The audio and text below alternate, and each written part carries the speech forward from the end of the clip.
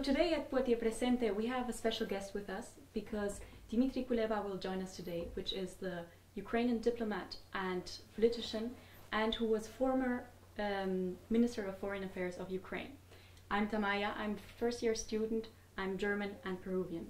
And I'm Lauren Briswalter. I'm a first year student in the dual BA with Columbia University, and I'm half French, half Filipino.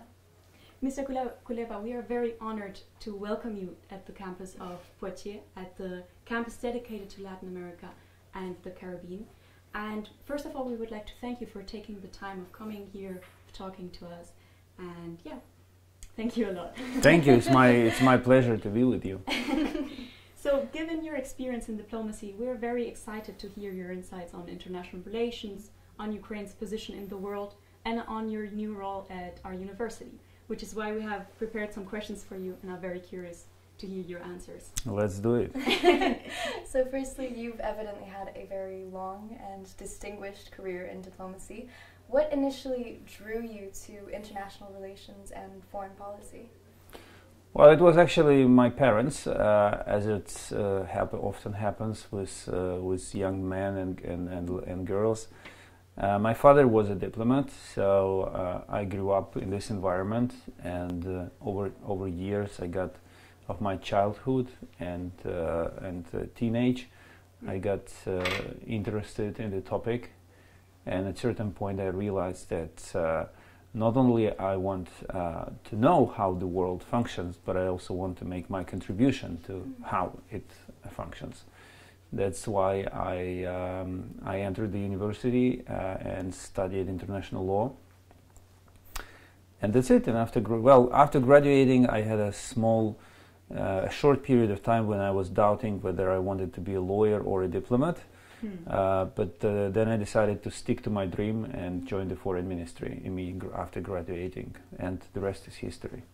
Was there a specific moment that solidified your decision to pursue a career in diplomacy? No, I wouldn't. Well, actually there was, but it's a very unconventional story. So I grew up in as I said, in a diplomatic environment. I made a conscious decision to study to study international relations, and then in my last year in the university, as I told you, I was kind of doubting whether to proceed with my diplomatic dream or to make a pause and spend some years in legal. And there was an evening when, together with my friend, we went for drinks. And at a certain point, it was late at night, there was a company of aggressive young men who outnumbered us, and they tried to beat us severely, let's put it this way. And I entered in negotiations with them, and I talked them out of the idea of beating the hell out of us. So we safely escaped this dangerous situation, and it was very stressful, I must say. But after the dust settled, I had time to reflect on it, and I said to myself, like, okay, that was an act of diplomacy, right? So probably it's a sign that you should continue with diplomacy. So that night, put my plans threw my plan for legal career into a trash bin, and brought me back on the diplomatic trajectory. Thank you for sharing that story. That was interesting. Yeah, I warned you it would be unconventional. Yes. That's very unconventional. So let's do a little leap in your career, because after submitting your resignation as Foreign Affairs Minister, there were a lot of speculations how your career would go. And a lot of these speculations indicated that you would work more closely with NATO. What made you decide to finally come back to the academic side and to accept Sciences Po's offer, as well as Harvard's? No, I never considered becoming ambassador to NATO. I know where this rumor comes from, but it was never kind of on my radar. No, it was clear that after quitting the ministry, I mean, it was clear to me. I made the choice that when the moment to leave the ministry comes, I will make a break, a pause in my political or government career, and do something that I like and something that I find very intellectually refreshing, which is to return to academia. So,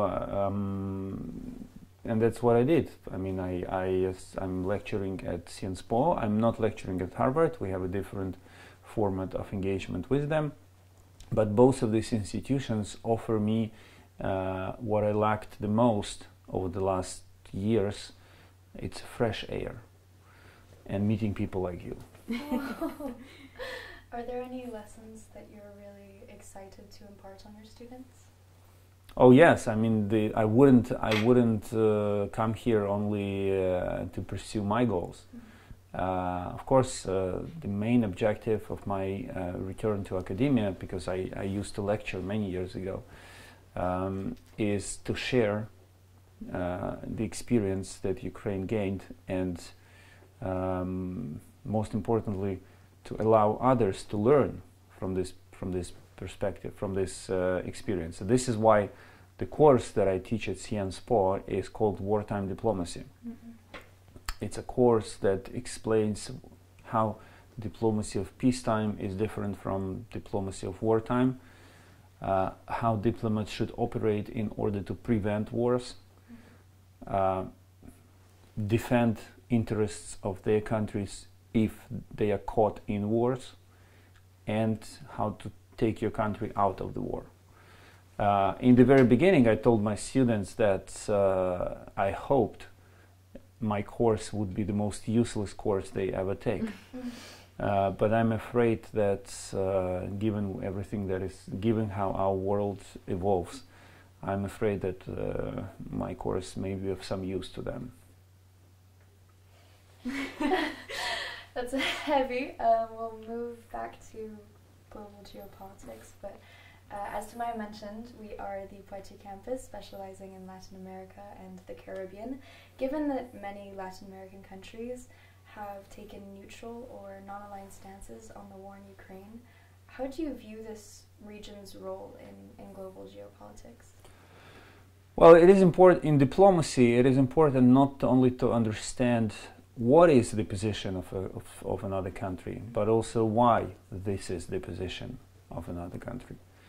And I was not surprised at all with the stance of Latin American nations. First, because many of them are traumatized historically by their big neighbor, the United States, and they saw some parallels in what the United States had been doing in Latin America and what Russia was doing to Ukraine. Second, some countries have, some Latin American countries have very strong leftist sentiment and historically good relations with the Soviet Union, whom they associate with Russia.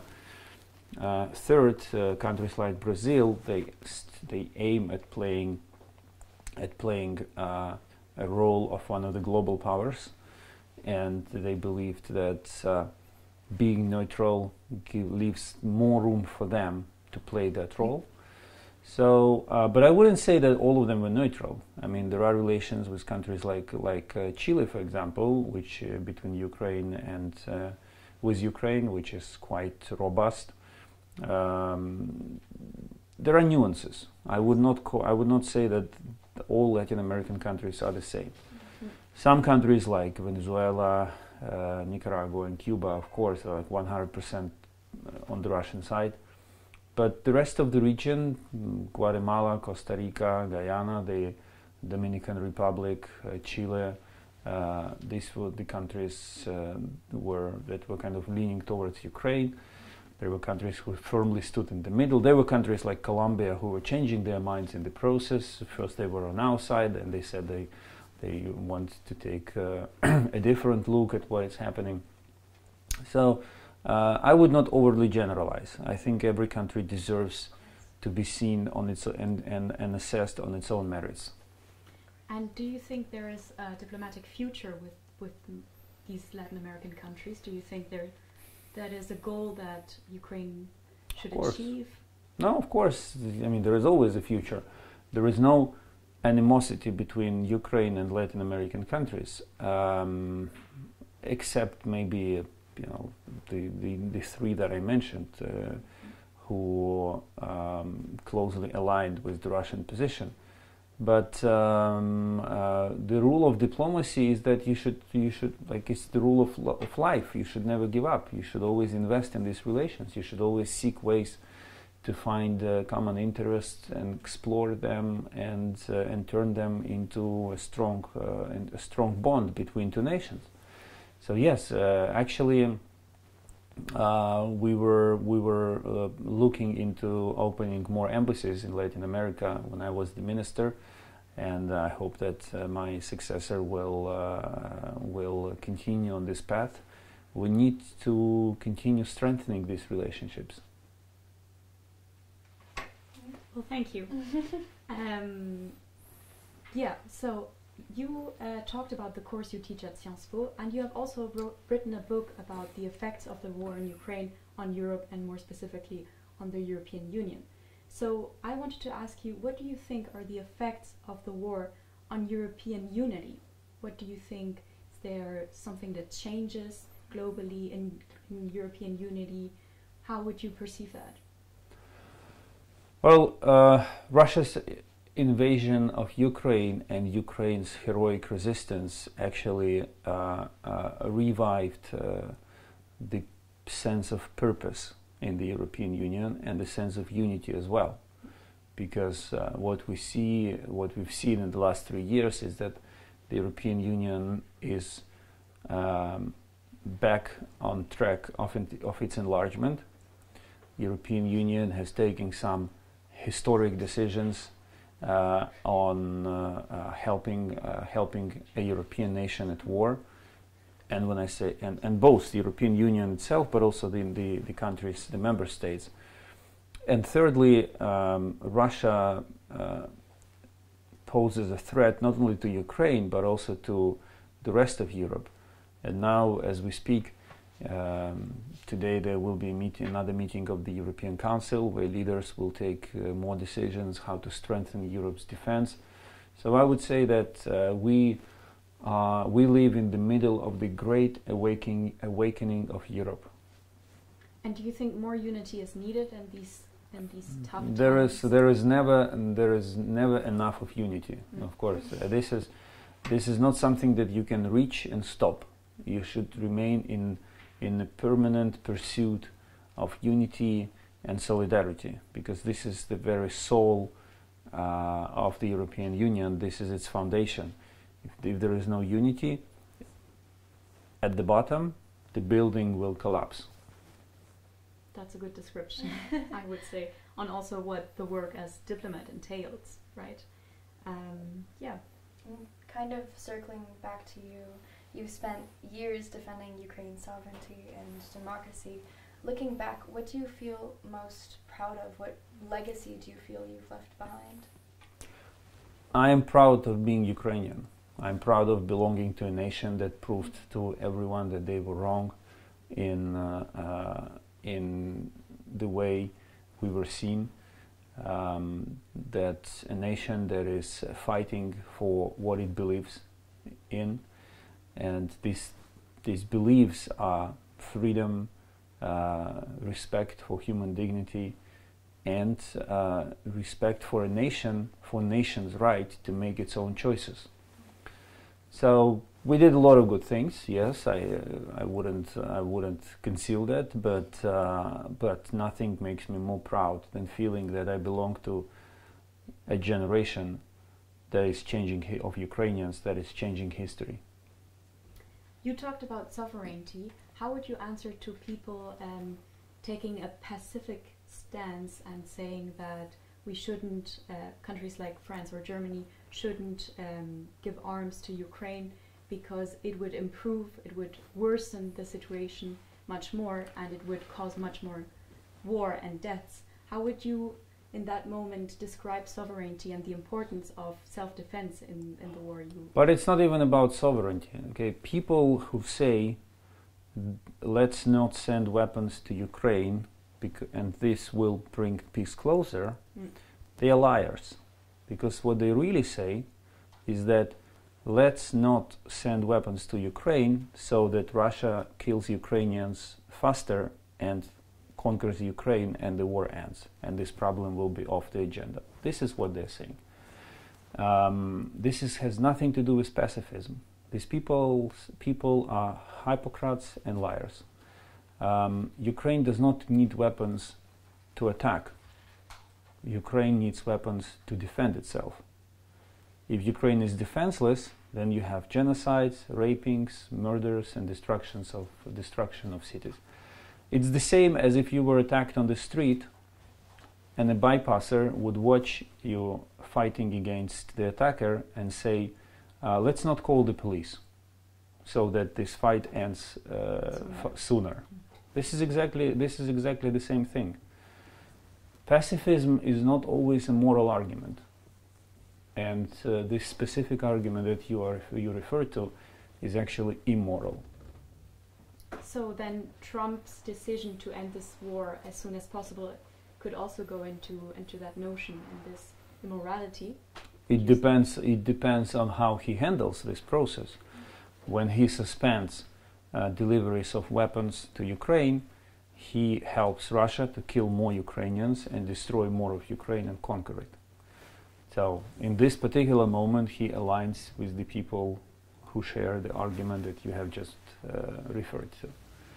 If he puts pressure on both sides in order to make them really end the war and find terms acceptable for both of them, then this is called diplomacy. So it remains. We will see in the coming months in which direction he will take it. Yes. And so finally, to conclude with this theme, what is your analysis on everything that's happening between U.S. and Russia, between this famous call that Trump and Putin had yesterday? What is your analysis? Is your analysis more like we should wait and see what he does, or do you think he has already taken a side? Or I believe that the importance of this call is exaggerated. There will be more calls ahead of us. The good outcome of this call is that everyone saw that Putin did not agree to a full ceasefire, that he came up with a proposal of only an energy ceasefire, which clearly demonstrates his interest in the continuation of on-the-ground assaults. Now the ball is in Trump's court, and there are many more negotiations and phone calls ahead of us. The tragedy that in the meantime, when you will hear a lot of reports about great calls, great conversations, and making progress towards peace, the war in Ukraine will be raging and more people will be dying. This is one of those moments in diplomacy when you have to remain very vigilant and not to buy into the headline, into what headlines are feeding you with. Always check the headline with what is really happening on the ground.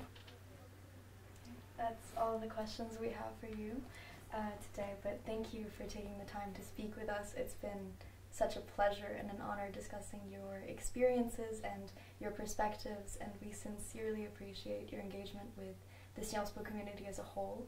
We look forward to following your work and attending your conference later today here on the Poitiers campus, and we wish you the best with your teaching and your future endeavors. Thank you. Thank you. Thank you very much. Good luck to all the students and professors on the Poitiers campus. You're doing a very important job, and you are lucky to live and study in this beautiful city. We are. Thank you. Thank you. Sciences Po.